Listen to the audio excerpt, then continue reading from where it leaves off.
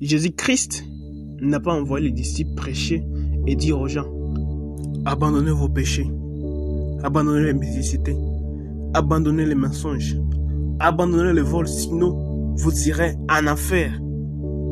Non, Jésus-Christ n'a pas dit cela, mais malheureusement, ce sont les messages que les gens aiment entendre, car ça donne l'impression que celui qui les prêche est différent d'eux et peut leur servir d'exemple. Or, c'est de l'hypocrisie, car tous les hommes sont les mêmes, pécheurs à 100% devant les yeux de Dieu. Et ce genre de mensonge est poussé par Satan dans le but de rendre nulle l'œuvre de Jésus-Christ sur la croix. Que nous dit Jean chapitre 8, verset 24?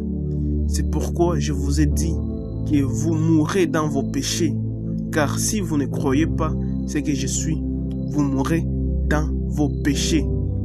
Donc, demander aux gens une telle chose revient à dire vous-même, vous ne croyez pas ce qui est Jésus. Le problème n'est pas d'abandonner ses péchés, mais de croire ce que Jésus-Christ est. Car on ne se rend pas chez les médecins en cherchant d'abord à laisser sa maladie. On part chez les médecins tel qu'on est malade et souffrant et espérer trouver la solution, c'est-à-dire la guérison à sa maladie. Dieu a donné la responsabilité du péché à Jésus-Christ selon Matthieu, chapitre 1er, verset 21, et non à l'homme. Donc, n'envoyez pas les gens accomplir la mission assignée à Jésus-Christ. Croyez-vous ce que Jésus-Christ est?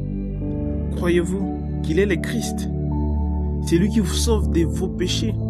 Croyez-vous qu'il est mort pour tous vos péchés, depuis votre naissance jusqu'à votre mort?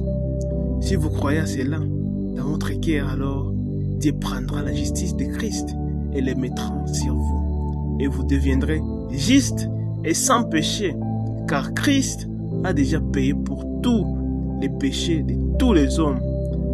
Le problème du péché sera résolu pour toujours dans votre vie et le péché n'aura plus le pouvoir sur vous.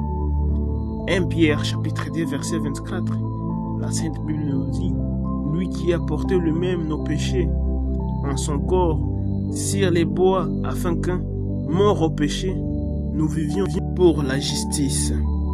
Lui, par la meurtrissure duquel vous avez été guéris. De Corinthiens chapitre 5 verset 21, c'est lui qui n'a point connu le péché. Il l'a fait devenir pécheur afin que nous devenions en lui justice de Dieu. Donc si nous regardons très bien, un problème résolu égale à la solution trouvée.